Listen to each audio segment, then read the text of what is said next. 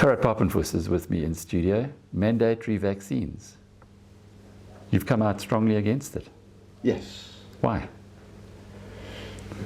Well, tell us about NEASA, first of all, and maybe that sets the scene a little. Well, NEASA has got a very broad constituency, many employees, a couple of thousand of employers. And we've always been in a fight. We're, you know, in the South African labor environment is a difficult environment. It's difficult for business. The environment isn't pro-business. It's a battle. I think SMMEs worldwide are battling on two fronts. They're battling legislation, red tape. They also is in a battle with monopoly capitalism. You know, I'm a pro-business person. And you're not giving me a Gupta story. No, I'm not giving it. No, when I said talk about, you know, and I think it's a natural thing from people. When you get very strong, you sort of tend to suppress opposition. You don't like it. Oppression is an irritation. Opposition is, competition is irritation. And that's very natural. So this is not a conspiracy. It's natural. You want to, the less your competition is, the better for you.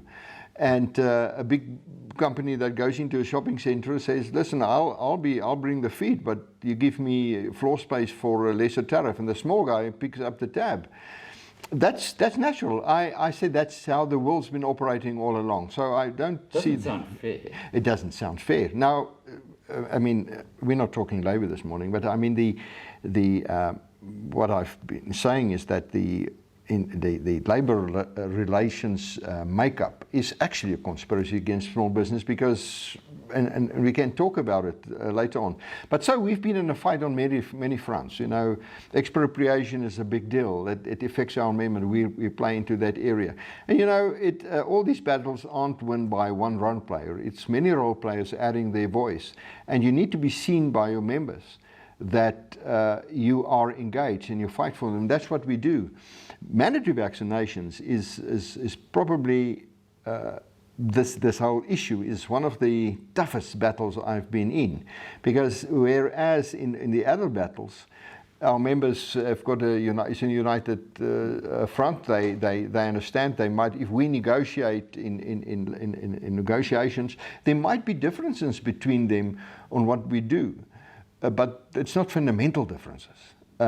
In this issue, there are differences, but you know, if you're a member organization, you need to make a call.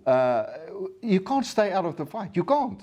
You can't say, listen, on this thing, I don't say anything, because some demand that you say, and what happens is that that you come out and you express a particular view.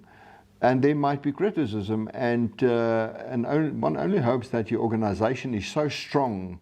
If a guy says to NEASA, listen, NEASA, I'm finishing klaar with you now, I'm leaving, then he loses a lot of benefits through us. Yeah. But you said that there's division within NEASA itself, within your members. Well, what would you say that? I think there's a difference of opinion on the issue.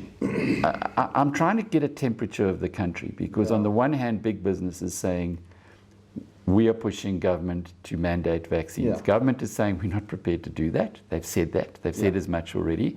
They're kicking it back to business. If you want mandatory vaccines, you make it happen. Within NEASA, within your members, can you give some kind of a feeling of those who are in favor of mandatory vaccines, or who'd be happy if government were to mandate these jabs, and those who wouldn't be? Well, if I look at the support I get from comments on what I do, I'd say by far the majority support that, because we haven't come out support our opposition towards mandatory vaccines. And your position is no monitoring. You don't want. And we're very clear. We're not playing into the area of whether a vaccine is good or bad. I'm not a doctor, And when you engage in that debate, I mean, that will become the focus. And that's an endless debate. Our debate is freedom of choice. That's it. And I think we have the overwhelming support of businesses.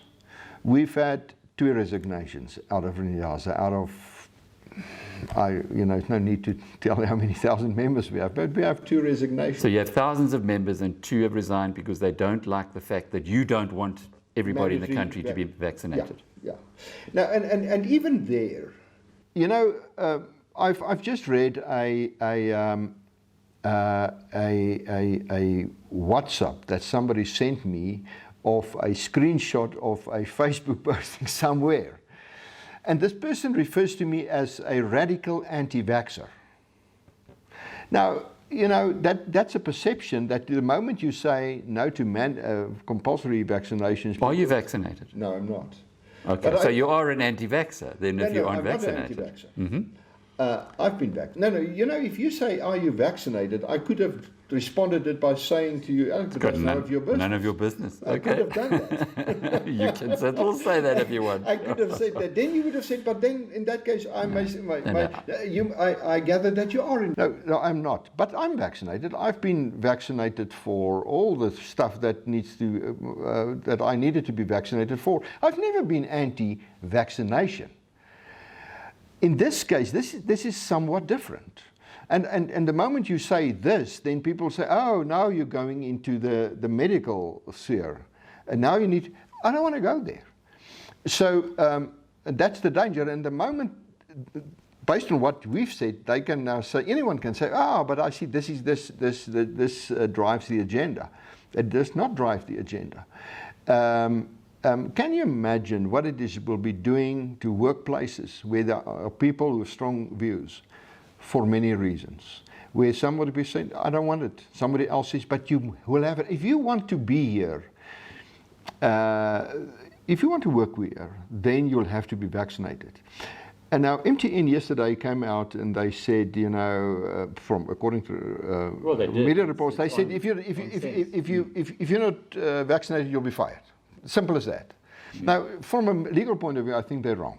It is just not that simple. Why would a company, any company, make that kind of an extreme position? It doesn't seem like it's a smart move because there will be many people who are MTN clients who will feel that you should not don't force me to be vaccinated, i.e. The customer, and by forcing your staff, you're doing that. It seems like it's an extreme position, but there must be some very, very strong motive behind a business like that, which unlike Discovery, you can understand. That is they're in the healthcare business. They say, our data tells us the people who don't get vaccinated are more at risk. That's what their data tells us. But we need to come back to that point. We need to come back to that point. But why will a person do that? First of all, why would MTN do that? First of all, let's just look at the legal point and then answer that question. Government... if I'm my position is anti-mandatory vaccination. Now somebody says, now, why didn't you take government to court? Why haven't you taken government to court as yet? I said, but they haven't as yet done anything wrong. I have no ground to stand on. No basis for a legal case against government on the basis of what's happened up until now. Well, government has to come out and said they're not pushing. That's exactly, and the last, I've come out with various directives to business and say how I interpret it. Now, interesting with people, based on my directive, a person, not member, somebody says, but you're an anti-vaxxer. I said, no, I'm explaining the legal position. And government has made the hurdle for mandatory vaccination in the workplace extremely high. To such an extent that we've said it's almost impossible. You can't, there's no room for a blanket approach in this. You must do, if a company does a risk analysis, and if an individual goes to and get a good lawyer based on that risk analysis and says, how do you come to this conclusion? Why are you not doing this, and etc. The company will say, oh goodness, no, just forget about it. But the big guys just came out and they say, let's do it. Now, my understanding is that even Discovery haven't introduced as yet a mandatory vaccination policy. They say that will happen. Well, they've got about 300 people in the 10,000, according to Adrian Gore in the interview that we had, who are against vaccinations, and now they are going to engage with each of them to find out what happens next. So they haven't said they're all going to be fired. There could be religious issues, etc. Exactly that. But the sword over the head of that, many of these employees might cause them to decide, let me just get vaccinated. And I tell you, for a normal, and the word normal is not the right word, normal employee, to sit in front of a panel and explain a position is very hard. I mean, this is immense pressure on that employee to explain why you're not doing it, and you get interrogated for that. Very hard. Let us not underestimate the pressure on employees at this stage. The amount of pressure they're under, and as a leader of an employer body, I'm actually batting for them as well. Because, you know, it is one thing to be a business employing 10,000 people, or 2,000 people, a 10-story building, and you sit in number 10, floor number 10, and you say, these guys get out. It's different when you're an employer employing 10 people. Which you love, you appreciate, you need each one of them. And you say, I'm now forced to do this, and you will do it unless you must go. Unless, if you don't do it, you must go. It's a different ballgame. It's a totally different program. And I've said, you expect from business something that's entirely impossible. A good employer loves his people. You appreciate your people, and you sit there and you look at your employee walking out of your door, and you think, this is not right. This can't be right. A good employee that is making a decision for a particular thing. Now, but why, Gerhard, would a big business make a decision like that, or go out on a limb like that? Because it's exactly the same thing.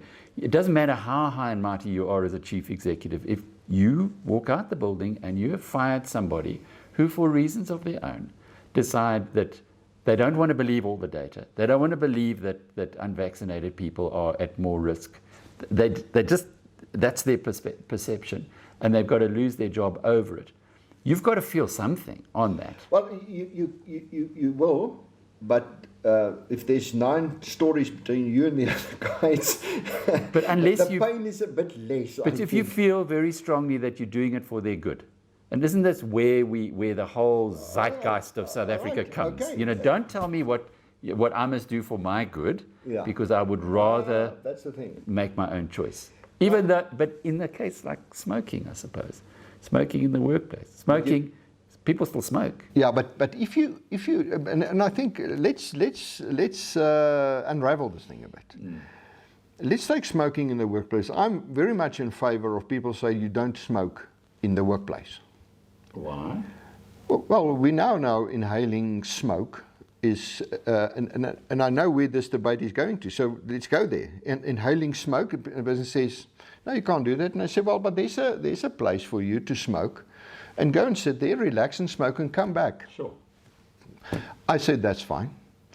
I don't smoke, never smoked. I think I tried smoking when I was 17, 8 years old. I didn't like it, and so I stopped.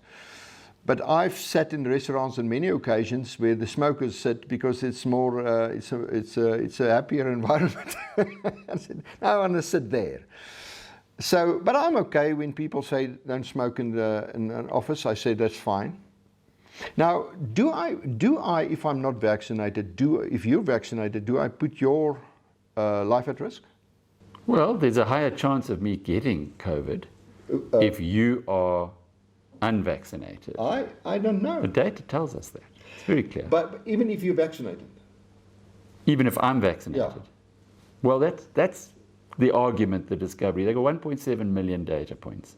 What they're saying from the data points is that, and especially with Omicron, you can get reinfected. even though you're vaccinated. And in fact, even the whole term of vaccination, I heard the other day, you shouldn't call it a vaccination because you're vaccinated against polio. You're not going to get polio, but you've got a vaccine against COVID. No, you can still very much get COVID. It is not.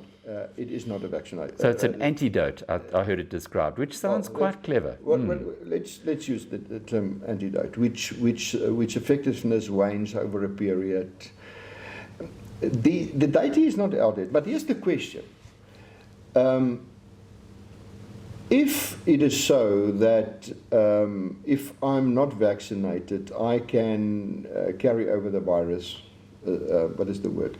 Transmit the virus to you that is vaccinated. Well, that says the antidote isn't that effective. Well, if you don't have the antidote, yeah, and your chances then of getting COVID-19 are higher than if you have it. So if you're unvaccinated, you will get it more readily. Okay. And the argument is then if you go into an environment with COVID-19, because you have increased the risk of getting it by not being vaccinated, then you can pass it on to others, and others can die from it. Okay. I guess that's where we're coming. That's where the argument is coming from. Maybe that's true, maybe not. Yes. Somebody sent to me because all kinds of people sent me all kinds of stuff. Be careful. No. I'm saying yes. Somebody sent me a WhatsApp from a lady in. No, she didn't say where she's from. There's 28 people in the workplace. 25 of them are vaccinated. Omicron is rife among them. They've all got tested. Yes. The three not vaxxers didn't get sick. The company owner sent them home and said, "You're actually at risk now. let the vaccinated work, and you can work from home because you are in risk now." Because we're all sick. You're not sick. But the hospitals in South Africa today, there's an article in the Financial Times of London that they were looking at the Tshwane hospitals, which is the epicenter of Omicron. And everybody who's in a hospital is unvaccinated. They don't have a single vaccinated person, and no one would lie about that. So it's an interesting anecdote that you're talking about now. But the chances are, even with Omicron, that if you are vaccinated, yes, you can get it, and we know that, but if you're unvaccinated, you are more likely to get it badly. That's kind of the argument. All right. Throughout this process, since the beginning of the lockdown, since the news of this new virus, government has really lacked in explaining to the population that when you're sick, when you get this thing, get early treatment. Because there is early treatment. Very fair. I've had COVID. I received early treatment. The day I was tested positive, I called my GP and I said, "I've got it, must I come and see you?" He said, "No, I'll send you an email. Just do what it says. Just do what it says and I'll send you a prescription." And he said, "Do this thing, yes, antibiotics, drink a Disprin, and something else. Because this is what this thing do." And then, this is the route this thing is taking. In 7 days' time, this whole thing will change. You will either get better or get worse. When that happens, you do a blood test. I want to see what your blood is doing, and give me a chest X-ray of your lungs. I did that, and I must tell you, at that stage, I'd never had a breathing problem. Although the levels in my blood, the oxygen levels in my blood was lower, I never felt as if I was suffocating. And he said, "Okay, now we go on a different path," and he prescribed it. And 5 days later, I was completely over it. Let me tell you, I was sick.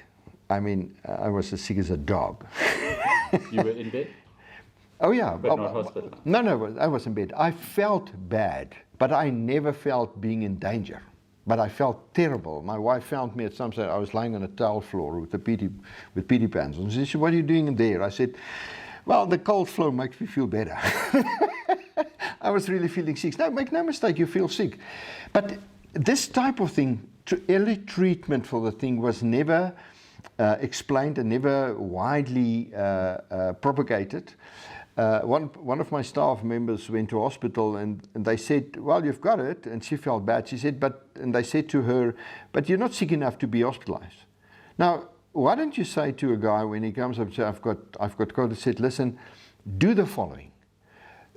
But no, come back when you're almost dead. And that is frankly too late.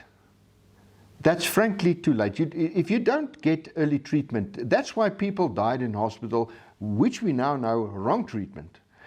That was never necessary. And that causes people to say, but what's the agenda about this? Why don't you tell people, listen, look after your own immune system? Now let's come back to the immune system. And I sit here today, I've had COVID. They reckon that my immunity is very good. You sit here, and I believe you're vaccinated. I've had COVID and I've had 2 vaccinations. Okay. So my immunity is even better than yours, according to the discovery. Okay, but I've got immunity. Now, if you come to me and you say vanity vaccination, but I said I have had this thing, I've had it, and so what we're saying to each other, let us understand the complexity about this thing, and even mandatory vaccinations will make the thing more complex. We must also understand the makeup of the human being. Nobody wants to be pushed around. Some people don't care. That's how the world is made up. Some says, whatever. I had an interview with Theo Venter yesterday on RSG. And a 45-minute interview, and I mean, they were two totally opposite views on this issue. But one of the caller, somebody where opportunity was given for the public to make comments, and this guy says, I'm totally unvaxxed.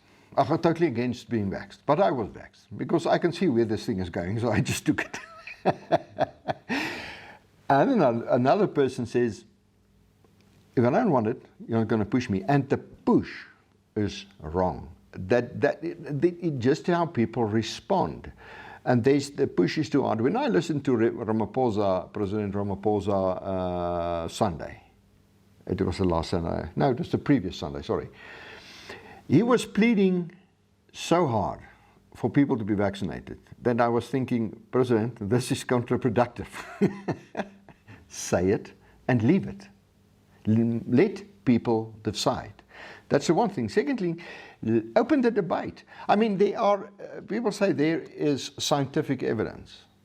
I said, yes, but there's a different set of scientific evidence. Yeah, but that's a bunch of lunatics. I said, no, I don't think so. I don't think so. I don't think that's the case at all. And maybe just to close off with, I was vaccinated. Yeah. I had COVID and I sailed through it. Yeah. You were unvaccinated, you had COVID and you had to lie on the tile floor in your PT pants. Yeah. So surely, looking back on it, if you'd had a vaccine, you wouldn't have had to do that. It would have been, you wouldn't have missed a day of work. That is true. That is true. There's just another part of the debate. What if there's a new strain? What is the effect on the immune system? What is the effect? And that is the issue. If somebody says, listen, if you get it, you'll sail through it, I say, that's my understanding. And if that was the end of the story, I would have been the line. Right, coming from this meeting, I would have found some. But I don't think we've got the whole picture yet. And when people say, well, I don't know, and let's see, I want to know first, then I must respect that right of that person to say, but okay, I understand. And saying to a person that if you follow my agenda and my timeline on this thing, you will not have a job. We are creating a two-tier society. A two-tier society where that can damage our fiber forever. We might just battle for many, many years to get out of this unless we're patient and unless we understand. And I mean, the way we've dealt with it in this today between you and I, we're not leaving this room feeling grumpy towards each other. I hope not. Definitely not. But there's no debate, there's no open debate, there's a fight about this thing. And I'm not, NEASA's on Facebook, and I'm not there. I don't read the stuff. But I'm told there's a heated debate on this issue. It's not good for us to be there. People, and many people really don't know about this, the topic very much, pro and against, are mean towards each other on this issue. That's not good. And the government should be responsible enough to treat this thing with wisdom. And which they've done by not listening to the shrill cries for mandatory vaccines. Yeah. Surely that So, give credit where it's due. Yeah, that's true. So that brings me back to the question, now why don't you take them to court? Well, they haven't given me a reason to give them to court.